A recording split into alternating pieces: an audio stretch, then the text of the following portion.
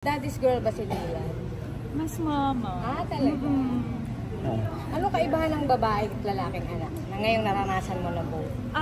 Yung lalaki, hindi sila masyadong maselan eh. Yung parang, patakbuhin mo, sige, bahala ka dyan, ganun. Yung girl parang mas precious lang eh. Yung mas iingatan mo, ganun, mas iba. Praning ka. Oo, mas praning ako.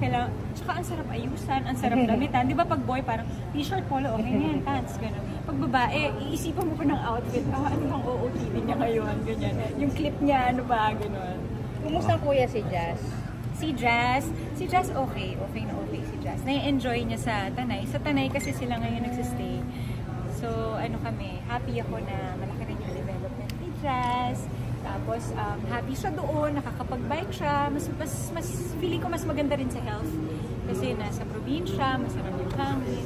During the break na nagbakasyon, ay hindi na nagbakasyon, pero you were concentrating on being a mom, meron ka bang na-enjoy na as a family woman na nagawa mo, na hindi mo nagagawa kapag busy ka sa Noon kasi iba yung sitwasyon ko kay Jazz. Yung parang after kong manganak, kailangan kong agad bumalik ng trabaho kasi wala naman akong katuwang. So, hindi ko masyadong na-enjoy yung motherhood. Pero hands-on naman ako, kaya lang syempre kailangan kong bumalik sa work. Ako yung breadwinner, ganyan. Wala akong kasama.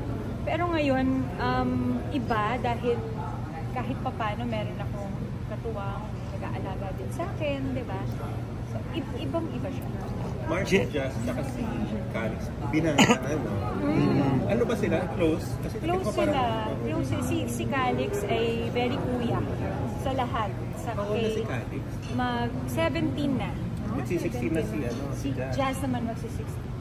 Jen, kumusta yung ganong klaseng family? Si Dennis? Si Dennis, very hands-on yung talagang hindi ko rin in-expect na parang ka-level ko yung niya, yung pagka-hands-on. Kahit na kunyari galing ng taping, 1 AM umuwi ng bahay, hindi na yun matutulog kasi siya yung night shift. Ever since ganun kami simula nung siya ang napupuyat. Oo, talagang hindi siya matutulog. Sa morning, antayin niya ako magising. Tapos ako naman, papatulugin ko.